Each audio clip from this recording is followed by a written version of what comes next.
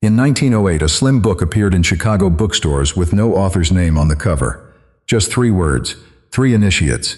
Inside were 7 principles the authors claimed had been quietly passed down from Hermes Trismegistus himself, the legendary Egyptian sage. Mentalism, correspondence, vibration, polarity, rhythm, cause and effect. Gender, 7 laws that supposedly governed every plane of existence, from atoms to empires to the human soul. The Kybalion sold quietly at first, then it spread.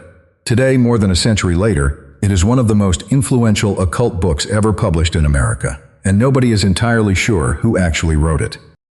To understand why this small book mattered, you have to picture Chicago in the early 20th century. The city was a hub for a particular kind of American spirituality. New Thought lecture halls, mail-order metaphysics, occult mail-order courses run out of brownstone offices on Michigan Avenue. Into this world walked the Yogi Publication Society, a Chicago press that issued the Kybalion in 1908 with no named author. The dedication line called it a tribute to Hermes Trismegistus. The preface said the teachings had been guarded for centuries and were now being released, carefully, to a generation finally ready to receive them. The framing was deliberate. Hermes Trismegistus was, in the Western esoteric imagination, a composite figure. Part Egyptian god Thoth, part Greek deity, Hermes, part legendary sage. He was said to have authored the Corpus Hermeticum and the Emerald Tablet, 2 foundational texts of Hermetic philosophy. By invoking him, the Kybalion's anonymous authors were claiming descent from one of the oldest occult lineages in the world.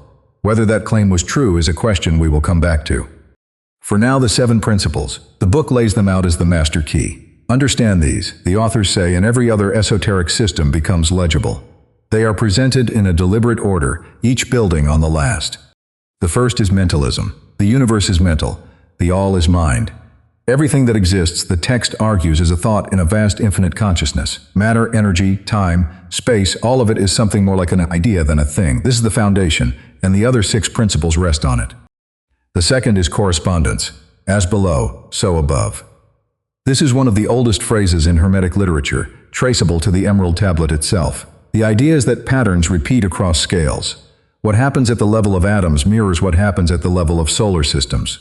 The structure of the human mind mirrors the structure of the cosmos. Understand one plane and you have a clue to all the others. The third is vibration. Nothing rests. Everything moves and vibrates. From the densest stone to the subtlest thought, every phenomenon in existence is a frequency. The differences between matter, energy, mind, and spirit are differences of vibration. Raise or lower the rate, the authors say, and you change the nature of the thing.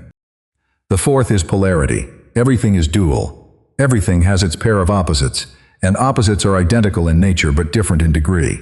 Hot and cold are the same thing on a temperature scale. Love and hate are the same emotion at different points. The text claims that mastering polarity means learning to slide along these scales rather than being trapped at one end. The fifth inflows. The tide rises and falls. Empires rise and decline. Moods crest and ebb. The principle says nothing escapes oscillation, but the wise can use what the text calls the law of neutralization to rise above the swing rather than be carried by it. The sixth is cause and effect. Every effect has its cause. Nothing happens by accident. Chance, the text argues, is just a name for a law we have not yet recognized. The uninitiated live on the plane of effect. The text says pushed around by forces they cannot see. The initiated, by contrast, learn to become causes rather than effects.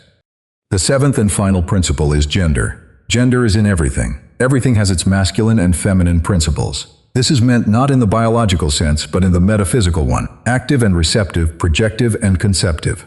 Every creative act, in nature or in mind, requires the meeting of both. That is the system. 7 principles, presented as the distilled essence of Hermetic philosophy. The book then spends most of its remaining pages applying them to alchemy, to mental transmutation, to the use of will, to the relationship between the soul and the cosmos. Generations of readers have found the framework useful. New Age writers have borrowed from it. 20th-century occult orders, including some Rosicrucian and Theosophical offshoots, treated it as foundational reading.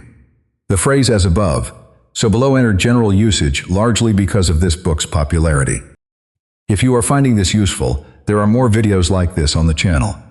Now the question that has hung over the Kybalion since the day it was published. Who actually wrote it? For decades, the answer was officially nobody. 3 initiates. The publishers held that line for most of the 20th century. But by the 1970s, researchers had begun connecting the dots. The Yogi Publication Society was not a secret occult fraternity. It was the publishing arm of a single Chicago author named William Walker Atkinson. Born in 1862, Atkinson had been a lawyer in Pennsylvania before a health crisis in his 30s drew him into the New Thought movement. He moved to Chicago, took up writing, and over the next several decades produced an enormous body of occult and self-help work under at least a dozen pseudonyms. He wrote as Yogi Ramacharaka. He wrote as the Magus Incognito. He wrote as Theron Q. Dumont and Swami Panchadasi and Theodore Sheldon and several others. The historian Philip Dislip, whose research is included in the Parcher the Kybalion published in 2011, makes a careful case that Atkinson was almost certainly the sole author. The vocabulary matches his other works, the sentence rhythms match, the themes match. The publishing operation was his. The Yogi Publication Society address was his office. This does not prove the case beyond doubt. Some readers maintain that Atkinson was one of several initiates, or that he drew on older esoteric sources we do not have. But the scholarly consensus has shifted. Academic researchers of Western esotericism now treat the Kybalion as a turn-of-the-century synthesis, not a transmission of ancient Egyptian wisdom. The 7 principles, in the form the book presents them, do not appear in the surviving Hermetic literature. The Corpus Hermeticum is far more sprawling and theological. The Emerald Tab, only a few hundred words long, does include the as above so below formula, but the systematic 7-fold structure is, as far as anyone has been able to determine, an early 20th century invention. The Kybalion may be brilliant. It may be useful. It may distill insights that have a long lineage in Hermetic and Neoplatonic thought. But it is not a recovered ancient text. It is, in all likelihood, the work of a single, gifted and prolific Chicago metaphysician writing in 1908 under the cover of an old and venerable name. So what does this mean for the book's value? That depends on what you came to it for. If you came looking for a direct line to ancient Egypt, the line has been cut. The provenance does not hold. But if you came looking for a clear, accessible, and internally coherent presentation of a Hermetic worldview adapted for the modern reader, the book still does that work.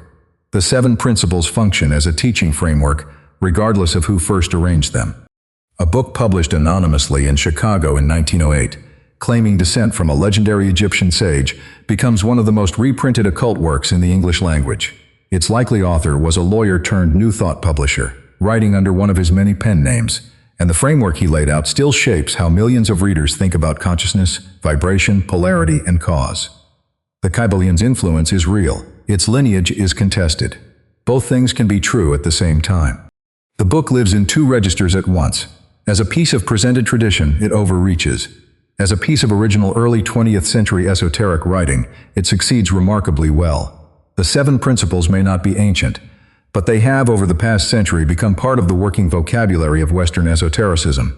They have earned their place by use, even if they did not arrive by the route the book claimed.